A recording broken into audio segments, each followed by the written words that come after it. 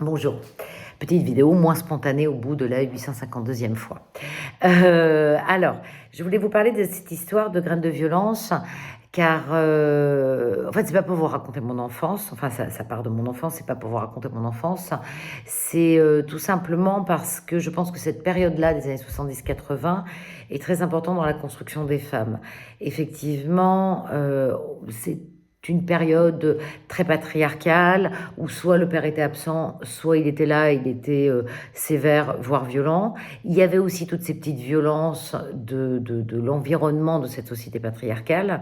Et je pense qu'aujourd'hui, où on demande aux hommes de se déconstruire, il faut aussi que nous, on se déconstruise en tant que femmes, qu'on arrête d'accepter des choses inacceptables, qu'on mette des limites, qu'on apprenne à dire non. Et tout ça, ça vient, hein, ça vient. Moi, je vois avec les jeunes générations, il y a beaucoup d'efforts de fait. Mais j'aimerais aussi expliquer aux jeunes générations d'où ça vient, tout ça. Et pourquoi on a été comme ça. Et qu'elles nous pardonnent un petit peu de tout ça. Et de ce trop d'amour parfois.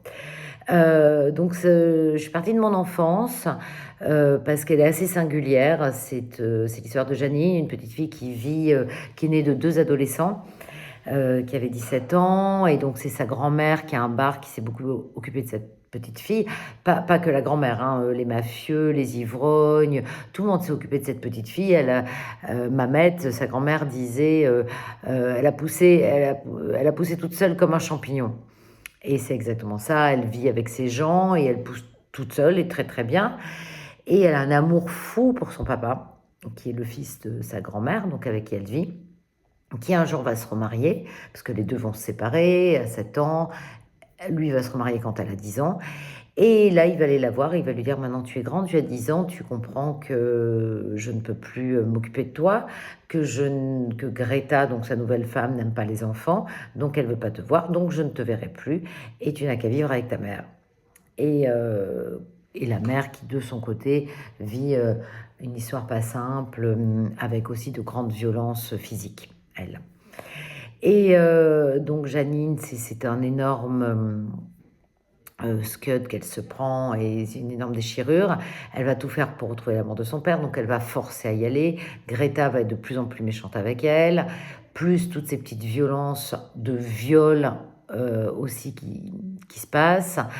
Notamment un ami de sa grand-mère qui se fait assassiner dans le bar, qui a juste le temps de lui filer le flingue qu'elle met dans son t-shirt en jean.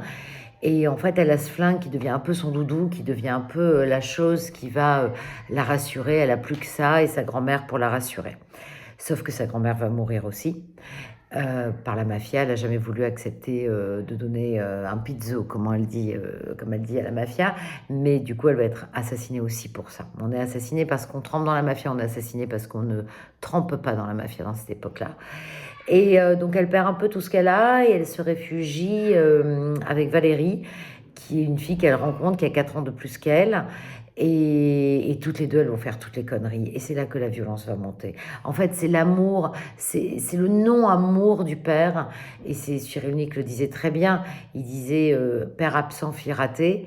Et c'est le non-amour du père qui fait que de cette petite fille qui était un petit bonbon va devenir super violente jusqu'à commettre l'irréparable. L'irréparable.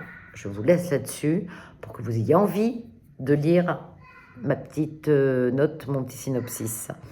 Bonne fête à tous!